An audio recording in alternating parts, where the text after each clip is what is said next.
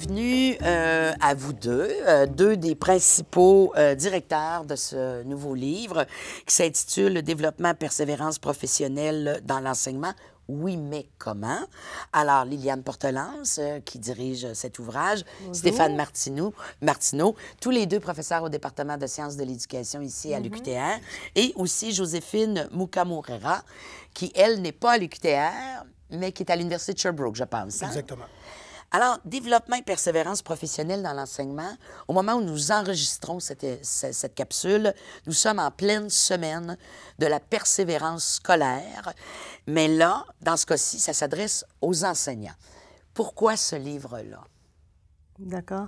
Persévérance scolaire, donc on a le bouton ici. Oui, on avait pensé à ce lien. Oui. Mais en fait, est-ce qu'on peut parler de l'origine aussi du bouquin? Oui, c'est ça. Pourquoi ce livre-là? Un colloque à l'ACFAS, un symposium au colloque du CRIFPE. Et après, on a décidé de produire ce livre. Mais le thème, en fait, c'est aussi rattaché au fait qu'on sait qu'il y a un problème de décrochage des enseignants au Québec. Oui. Comme ailleurs, d'ailleurs, pas seulement ici. Et on voulait être positif. Donc, au lieu de revenir avec les conditions, puis bon, ce qui va mal, on s'est dit comment on peut persévérer dans la profession. C'est pour ça que le titre, c'est « Oui, mais comment? Oui. » Et cette persévérance, elle est directement associée au développement professionnel des enseignants. Alors, les deux mots sont des mots-clés, quoi, dans cet ouvrage. Et c'est un ouvrage qui est bien construit. Et qui regroupe quand même, je disais, 22 collaborateurs. Oui. Donc, j'imagine 22 perceptions, avenues, chemins, angles à développer sous ce thème-là. Oui. Oui, entre autres. Oui. Vous, Stéphane, qu'est-ce que vous abordez principalement à l'intérieur de ça? Personnellement, alors, comme l'un des responsables de l'édition, oui. donc je co-signe sur l'introduction, la conclusion générale, et nous avons écrit, Liliane et moi, et deux autres collaborateurs, un chapitre sur le mentorat. Mais j'aimerais spécifier que ce qui est intéressant dans cet ouvrage-là, c'est notamment le fait que la persévérance et le développement professionnel des enseignants est conçu comme un continuum allant de la formation initiale des enseignants, passant par l'insertion professionnelle, les débuts dans la carrière et la poursuite de la carrière, de ce qu'on appelle communément la formation continue notamment. Oui. Souvent, on a des ouvrages qui vont se centrer sur le développement professionnel à un moment de la carrière. Et rarement, on aborde le développement professionnel et la persévérance, mais dès l'entrée à l'université de la formation des enseignants, dans un continuum complet du début jusqu'à la fin de la carrière. Alors, ce qui fait que finalement, le nouvel enseignant, la nouvelle enseignante peut avoir davantage, avec ce que vous proposez ici, d'encadrement, j'imagine, dans sa profession, la formation, l'accompagnement. Alors, le mentorat, c'est ça aussi, c'est l'accompagnement de cette personne-là. Je peux vous parler du contenu du volume? Oui, oui. Alors, on a d'une part un premier chapitre qui est particulièrement intéressant, qui présente une perspective théorique de l'état de la situation et des liens entre le développement professionnel et la persévérance. Alors, c'est écrit par Mme Mukamurera, justement. Oui.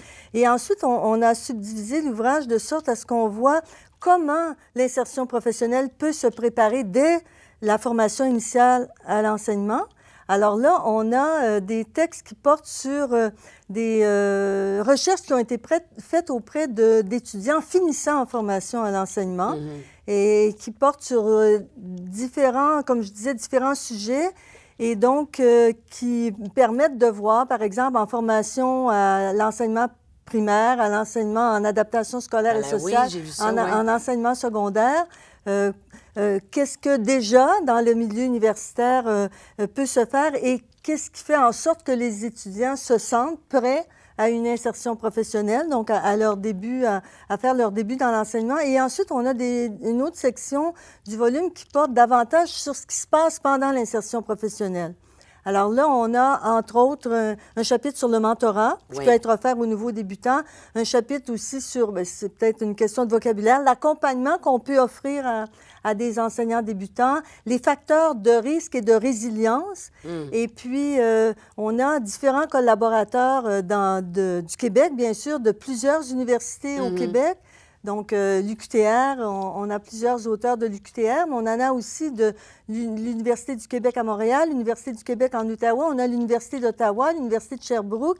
On a aussi des auteurs de France et des auteurs de la Belgique, des professeurs d'université et des étudiants au doctorat. Donc, ça couvre quand même un éventail assez large, mais la maison d'édition tenait à ce qu'il y ait un fil conducteur et un cadrage. Et je pense qu'on l'a bien respecté. Vous soulevez, entre autres, la problématique justement de ces enseignants-là, ces jeunes enseignants-là, qui n'ont pas nécessairement dans leur charge de travail la possibilité souvent d'avoir de la formation continue.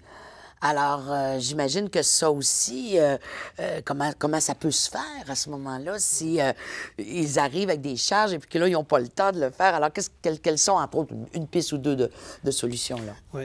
Alors ça, c'est un problème que nous étudions, Liliane et moi, depuis plusieurs années ici à l'UQTR, la question de l'insertion professionnelle et des dispositifs ou des programmes de soutien.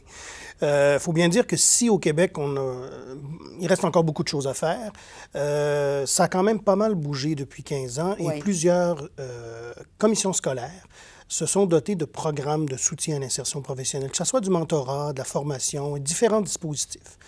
Donc, de ce point de vue-là, et les recherches démontrent bien de ce point de vue-là que lorsqu'il existe des dispositifs d'accompagnement, la persévérance et le développement professionnel se font mieux. D'ailleurs, Joséphine Moukamorera en parle bien dans le premier chapitre. Il y a un facteur de résilience, il y a un facteur de rétention des enseignants, ça diminue le décrochage. Donc, la nécessité que toutes les commissions scolaires, par exemple au Québec, se dotent de programmes de soutien à l'insertion professionnelle, je pense qu'elle est mise en évidence. J'imagine que ce livre-là peut aussi s'adresser à ces commissions scolaires-là. À qui avez-vous pensé? Aux futurs enseignants, avec ce livre-là, aux professeurs qui enseignent dans les différents départements de sciences de l'éducation? À qui s'adresse-t-il, finalement, ce livre-là? Mais aussi à la population en général, si je peux penser comme ça, les directions d'établissement, les parents aussi, pour les sensibiliser à la situation.